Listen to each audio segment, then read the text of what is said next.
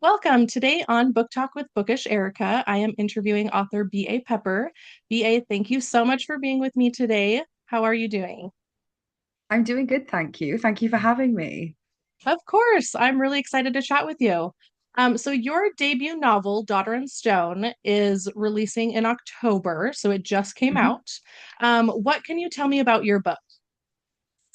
So, Daughter of Stone is a romantasy, first and foremost, I guess, is the sort of new genre that is being merged of fantasy and romance.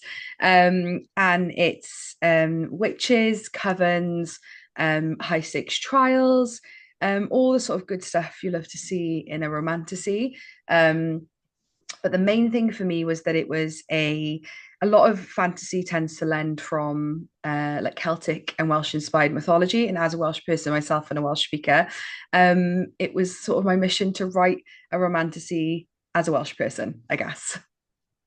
I am so excited to hear that. And that was one of the things that I was really excited about when I was going through who wanted to be interviewed, Hmm. is that you are a Welsh speaker and you're fluent in Welsh, which is Hmm. very rare. I don't think people know that. Probably not a lot of people realize that there aren't very many Welsh speakers and very few who are also fluent in Welsh. So I think that's really cool. Yeah, yeah. And I mean, it's something really important to me. And it was so important in this book that I wanted to open up yeah, our language and our culture to like the wider audience. As I said, a lot of fantasy lends itself from Welsh mythology, but the sort of like source isn't always referenced. So I feel like there's a lot of things that people have probably heard reading a lot of romantasy, but don't realize actually this is where it comes from. These are the origins of the story. So yeah, and as a Welsh speaker, like it's near and dear to my heart. And the Welsh language is really seeing a big resurgence at the moment. And so yeah, the more Welsh gets out there, the better. I love to hear that. And I think it's really cool that you're willing to share your language with a lot of people. And I love languages. I'm kind of a language nerd. I love talking about them, trying to learn them. And so I think it's really cool that there has been a resurgence, but also you are using that in your novel and kind of helping spread the word, like you said. I think that's a really cool thing that you're doing. Yeah, thank you. And I think it's just so lovely to see something that's so important to me grow more popular by the day, especially in Wales. You know, my parents didn't speak it. They sent me to Welsh language school. So like day one was just in the deep end. That's quite common in Wales nowadays. My daughter subsequently now goes to Welsh language school. And yeah, the hope is that we hit the 1 million mark Welsh speakers soon. I think it's coming in the near future. We're not far off now. And I mean, we're a teeny tiny country, so that's a lot of people. We're only about 3 million. So that's a lot of Welsh speakers. Definitely. I didn't realize that there was such a big, I guess, push with the immersion schools. And I think that's really cool. And that really is the Yeah. best way to learn a language is you're just kind of thrown in the deep end. And it's tough, but it's effective. So that's really cool. I'm glad that your parents did that and you're doing it for your daughter as well. Yeah, it is I guess something that's quite unusual about, well, Wales and like the other Celtic nations. So I know that Ireland and Scotland have similar situations, but like here in Wales you don't pay private to send your children to Welsh language school. It is public free schools and you just have the option of one or the other. And yeah, it's good to see the schools being so popular. Generally tend to be more oversubscribed than the non-Welsh speaking schools. And like 60% of the parents don't speak it, but they're sending their children. And yeah, it's awesome. It makes my heart happy. Yeah, that is so cool. I'm like really excited to hear that because I think that's really important to keep Hmm. that alive. Hmm. That's amazing. So going back to your book, what tropes can we find in Daughter of Stone? So, Daughter of Stone is a rivals to lovers. And I'm always like say that first because I think in a lot of romantasy, people tend to think enemies to lovers. Um, as a reader, I'm a huge fan of enemies to lovers, and it's not to say that we won't see that in the series moving forward, but book one is definitely a rivals to lovers. So there's definitely some competition, but this I'd say the FMC and MMC are not enemies at this current moment in time. Um, like I said, a lot of Welsh mythology. It's sort of setting modern day, but modern day adjacent. So in a modern day in Wales where witches exist. Um, and we have like pantheon of gods, elemental magic, light dark magic, and high stakes trials, which is, as a reader, I love a trials trope. It's not for everyone, and some I people love it. I absolutely anything with the trials, I'm like, yes, please, I will read it. Me too. And I feel like it is one of those tropes that people say like fantasy romance is very overdone. And I get it, but I love it. And I was like, look, I'm writing the book that I want to read and I love to read trials. So it's gonna have trials. Good. And I think that really comes through in an author's writing when you can tell that they love what they're writing and they're not just writing they're not just checking off some boxes. Oh, it has to have this, has to have that. And so I don't think it can be overdone, the Mm-hmm. trials, because I absolutely love it. And I love that it's rivals to lovers because it's very hard to have true enemies to lovers. And I think a lot of books like they advertise as enemies to lovers, but it's more of a rival situation, which I'm fine with. I love it. I absolutely love it every time as well. So I'm Mm-hmm. really excited about every single trope in your book. Thank you. Yeah. And like I said, I think in terms of the story, because I do have in my well, I'm currently writing book two as we speak. It's going to be fast releases. It's a trilogy, so book two will be out in May of next year, with the final book in the series being out in December of next year. So like within just over a year, the whole trilogy will be out in the world. Um, without like to, I guess not spoiling too much, I can say that like book two definitely features some enemies to lovers, but I think that's why in book one it made sense for this to be rivals, because like you said, it just there isn't the time for them to like develop that right now. Not to say that it won't in the future, but like yeah, I would say book one is definitely rivals. But I love that. I kind of sometimes I love a slow burn, but I equally love a bit of a faster burn as well. Um, I wouldn't say book one is super fast, but it isn't slow, if that's what makes sense. Um, and yeah, we've got, loads of LGBTQ plus representation and a bisexual plus size FMC and a bisexual plus size MMC. So all the things that I love to see. Yes, I was going to say I love to see all that type of representation as well. And so that was another thing that drew me to interviewing you is you do have a lot of representation in your book. So why was it so important for you to include the representation? So I think firstly, talking about the plus size representation as a plus size, girly myself, and there are more plus size romantasy characters out there nowadays. I've literally just finished reading Enchantra by Kaylee Smith, and that is a plus size FMC, and I ate it up, like adored it, like it was so good. Um, but generally in the fantasy romance setting, they usually are women who are barely 18 and are what you people would consider conventionally attractive, conventionally sized. And that obviously speaks to a demographic, but it doesn't speak to me. So when I was writing the book, I was like, without sort of self-inserting into a character, because I don't think that's ever something I try and do. Um, I wanted to see that I wanted to see she's tall, she's 5'10, she's big. She's not just plus size, but she's like muscular, and yeah, and I wanted to see that. I wanted to see from an FMC and then from an MMC as well. Like he's like nearly 7 foot, also like muscular, huge, kind of got like a Viking vibe going on. But I also wanted it to be where like he can throw her over like his shoulder like a sack of flour in it, like so I love that's what that. I love. Yeah, but like she's still, she's tall, she's plus size. So that for me was like for the in terms of like size, that was so important. Again, I want to write the book that I want to read.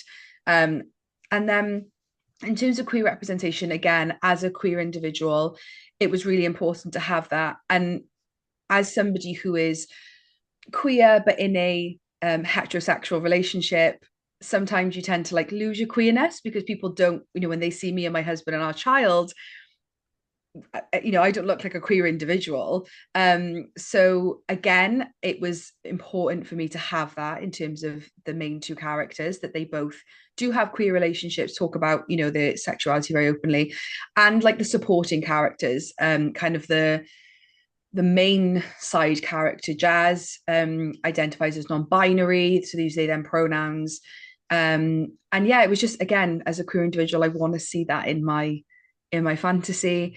Um, yeah, and then also in terms of diversity from various backgrounds, like this is based in sort of like adjacent Wales to modern day. But Wales is a massive melting pot and very multicultural. Like I'm from the capital city, which is Cardiff, and Tiger Bay, which is now known as Cardiff Bay, was like the biggest shipping bay in the world at one point. So in all of the world, Tiger Bay was the biggest for a very long time. So, Cardiff as a city has been multicultural for like thousands and thousands of years, and, have families that are ninth, 10th, 11th, 12th generation who are Welsh, who speak the language, but, originated from somewhere else. And that was the city that I grew up in. And that was also really important for me, is that to show Welsh culture and Welsh heritage and Welsh mythology, but also show that it isn't, this necessarily white, European perception of what people might think of like the UK, because Wales is such a diverse country, and I yeah, like I wanted to see the Wales that I grew up in. I love that. I think that is absolutely amazing. And I like to see that, well, one, I'm plus size as well. So I love to see any characters. And I am glad that there are more and more plus size characters being shown in books. And so I think that's absolutely amazing. And I love seeing LGBTQ representation because there are so many people that want to see themselves in books, but for the longest time, they just haven't been able to. And so I Mhm. love that you're representing so many different people, but also the country that you grew up in, but just in a fantasy world. And so I love to see that you drew real life inspiration from your own life. I just think that that's so cool when authors do that. And I think it really helps bring the story alive because you're putting your life and your experience in that. So I'm really excited. I love to see everything that you're including. Thank you. Yeah, it was, I think again, like when you're in the drafting stages and the self-doubt stages, like sometimes I even worried as like a queer author, like, I because I always get, when you sometimes get asked to like categorize your work, like would you consider your, book like, within the sort of LGBTQIA queer category? And I'm always like nervous to tick it because like again, it's not, it is an FMC and an MMC. But again, when I was writing it, I was like nervous because I'm like, are people going to think that it doesn't come across as this is like my genuine, experience? This is my world. It going to seem a bit, don't want to say fan service, but just a bit like, am I just ticking off boxes, to sort of for the sake of it? But as of time of recording, ARC reviews are coming in, and that has been one of the biggest things that people have fed back to me is thankfully they don't seem to think it seems yeah, like a forced in, I'm trying to wedge in this, something that seems ingenuine, I guess. And it is, like you said, it's just my lived experience. And I would rather somebody not want to read it, but it have those elements, than tone it back and dilute it down to make it more marketable, let's say. That makes sense. And I think I've interviewed a lot of authors and I chat with a lot online and people who are in similar situations where they are queer, but they are in what seems like just a hetero relationship. They they are often, I don't know, maybe left out. And I think that they do get a little bit of hate or bias when there are like queer posts or, hey, let me recommend these books, from queer authors or with queer characters. But there are a lot of people who fall into that category. And so I think probably a lot of people will be able to resonate with that because they might be in a hetero relationship, but they have they are queer themselves. And so I think that's really cool that you did stick with your life experience. And I'm glad that that's really resonating with the ARC readers because that's really cool. Thank you. Yeah, me too. So, will there be a pronunciation guide in the book? Yes, it absolutely is. So there is a pronunciation guide at the front. And I mean, It doesn't cover every single Welsh word or name in the book because it literally would have, I could have probably had like a novella of its own right, with like the region names and so on and everything. But there is the more commonly used, sort of like the top like 20, 30 used words are there. Also, once the book, now that the book is released, I do have on my website actual recordings of me pronouncing the words as well. So if people wanted to actually, instead of just having the phonetic on the page, wanted to hear it, that is available on my website as well. So, and I'm always open, like I always say to readers, like, just DM me and I'll voice note you. Like I'm always open for pronunciation. But yes, it does. It has a very lengthy pronunciation guideline. I do understand that it might be intimidating, but again, for me, I would rather give somebody everything for them to like give the Welsh a chance than to not do that and people think, oh well, I would have liked to have had that and it would have made this experience, better for me, I guess. But Welsh, as much as the language is, so much of me and it's in my soul, it isn't the easiest. Like I will be the first person to say it is not the easiest. Particularly as somebody who learnt it, like it wasn't the what was spoken in my household growing up. So, there's a lot of letters that are unusual and sound very like guttural, I guess. So that's why I always say like my DMs are open. If anybody's struggling, just message me. I think that is super sweet. And I love a book that has a pronunciation guide. I'm never turned off by a book that has a pronunciation guide. And I think if people aren't interested, then they can just skip on by and, continue reading. But I don't think I've ever heard of an author who has audio clips of the actual pronunciation on their website. That's probably one of the coolest things I've heard.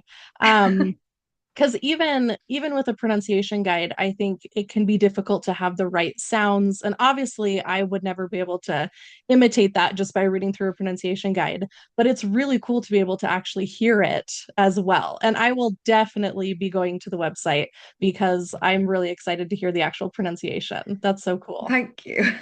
I give full credit to the author Dania L. Jensen because she, for her A Curse Carved in Bone, her Saga of the Unfated duology, because obviously that's Norse mythology, uses a lot of Norse, Nordic words and terms.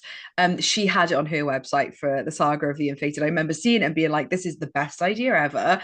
And I'm going to do it when I release my book because, yeah, Welsh has a lot of letters that are two letters combined, kind of like we have. There's some in the English language, like TH and so on, but Welsh has quite a few of them. So yeah, some of them are they're not easy. I think I even put at the top of the pronunciation guide, because the most common one in Welsh is CH, which is like but it's more like I say it's like the CH in lock, if that helps at all. So I Mm. put that at the top pronunciation guideline because that's like the most common one. Um, but yeah, I just hope people use it. Oh, I think they definitely will. I'm definitely going to use it. And I think a lot of other people will too. So that's really cool. And I didn't realize that Danielle L. Jensen had it for that series. I haven't read that series yet. So that's Mm. why I wasn't aware. I've read some of her other stuff and she's always a good read.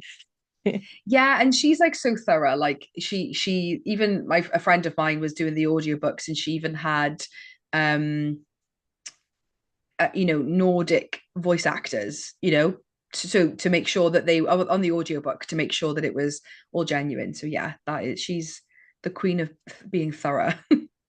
I love that. I love a thorough author. So that is really cool. So how long have you been working on Daughter of Stone? So technically 13 years if we were being when it first started, the first ever version that ever existed. So it started as a university project. In my first year of university, I got a prompt in a creative writing class, and I just loved the idea of like a Welsh witch that came from a long line of very powerful witches that had no magic. That was like the base premise. And it started as a university project, and then I dabbled with it kind of a little bit in uni, maybe a couple more thousand words, but nothing, serious. And then after studying a literature degree, I just got completely burnt out of wanting to read and write, essentially. It just totally took the enjoyment out of it, I guess, for me. So I fell into a completely different career. And pretty much for the last 8 years have that's what I focus on. And then it was only in 2022 after my daughter was born and I was going through a really bad bout of postpartum anxiety. That I don't know what it was, still to this day. I always like I'm not always a believer in, maybe higher aboves, but something, I don't know, something somewhere was like this person's struggling and they need something. And I just saw the cover of a very popular fantasy book, didn't even know what it was. And I was like, that looks cool. Maybe I'll start reading because I'm like up all night, can't sleep. And I just picked it up. I had no idea what it was. And then that year, that was at the end of 2022, then 2023, I ended up reading 110 books that year because I found the fantasy romance genre. And as a fantasy reader growing up, I loved fantasy, Twilight, Hunger Games, that was my era.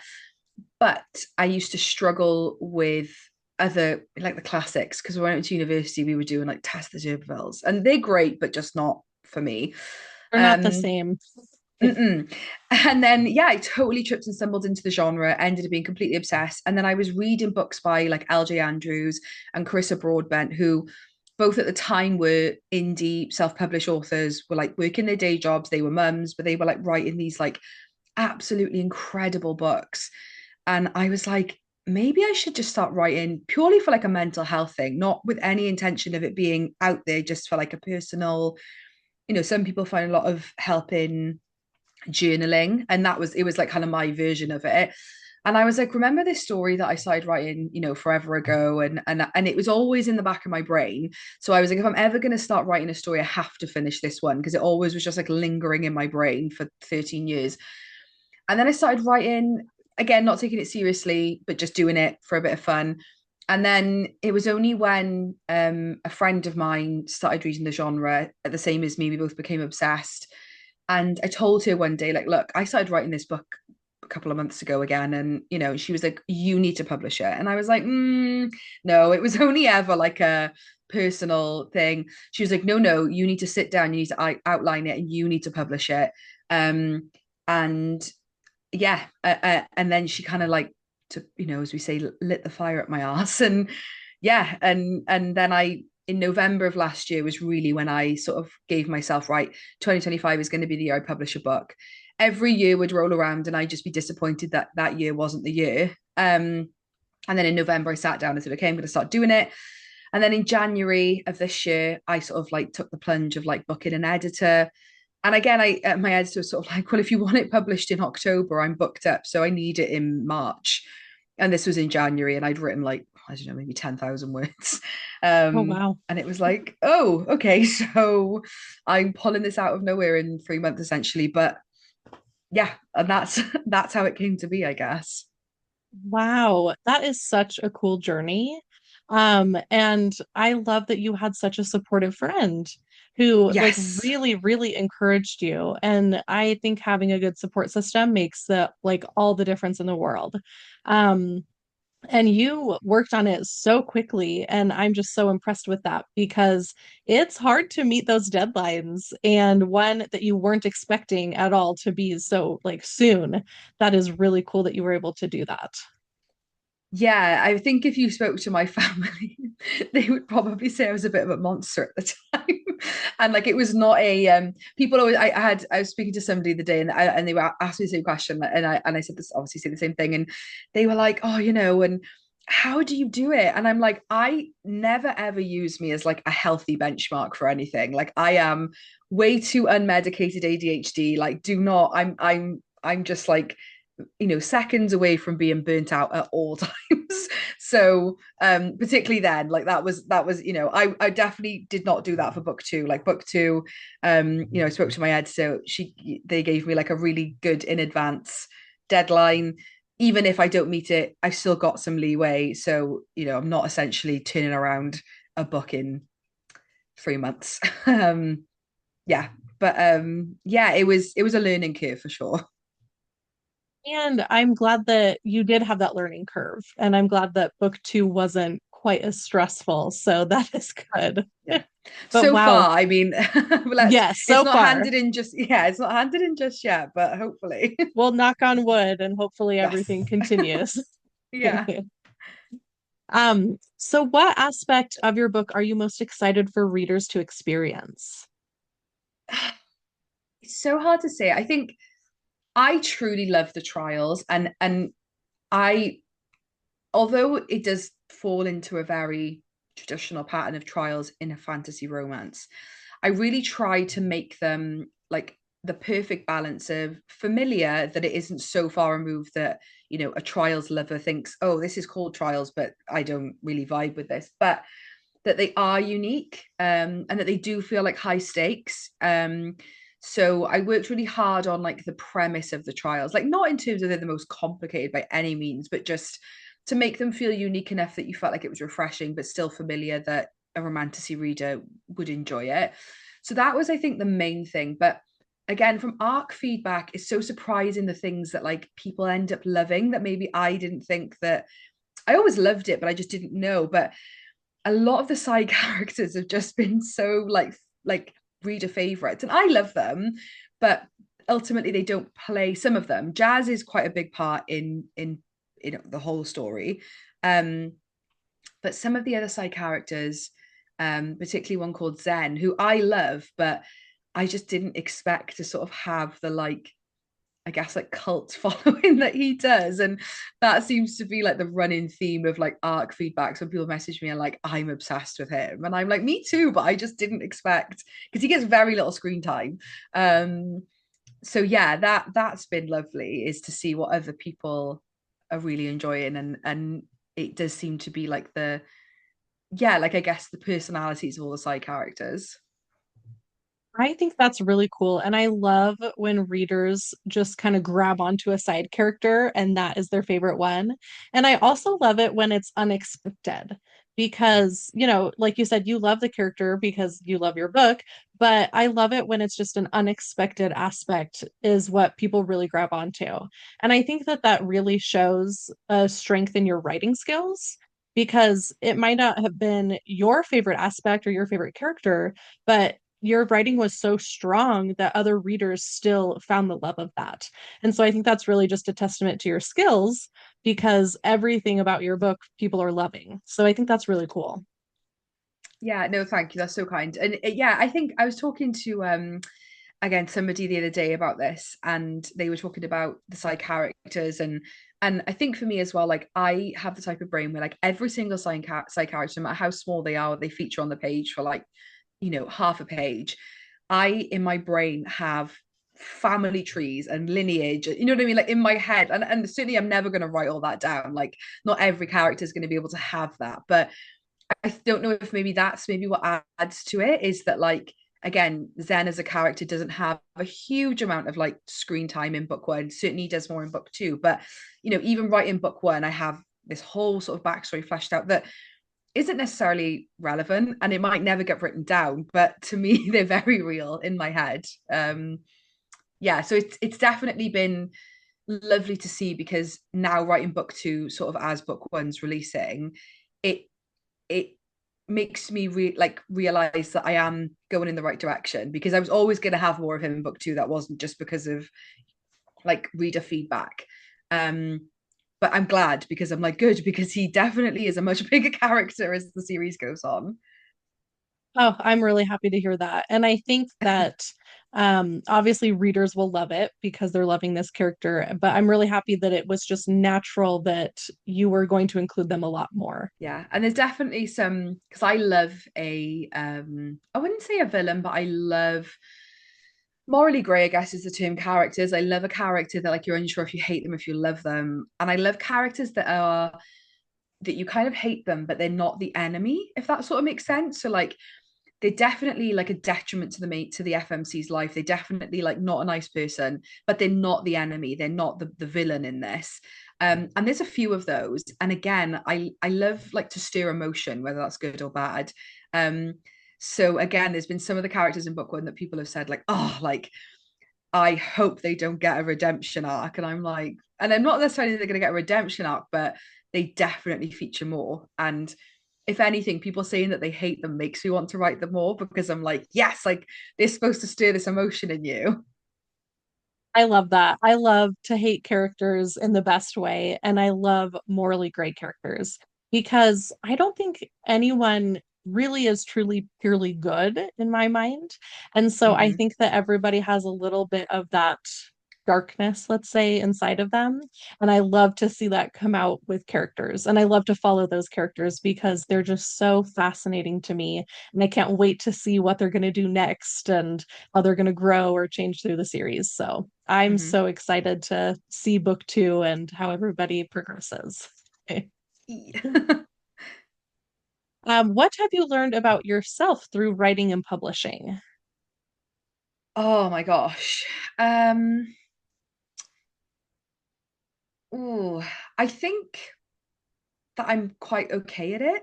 That's probably been the biggest thing. I think I am 100% I am my biggest enemy. Like, and I kind of thought, oh, but once book one's out and people, and provided it doesn't get 100% terrible feedback, like there's at least like two people that like it, um, that I've done sort of like what I was meant to achieve. Like I am an author, I am a writer, and I can write stories that people connect with.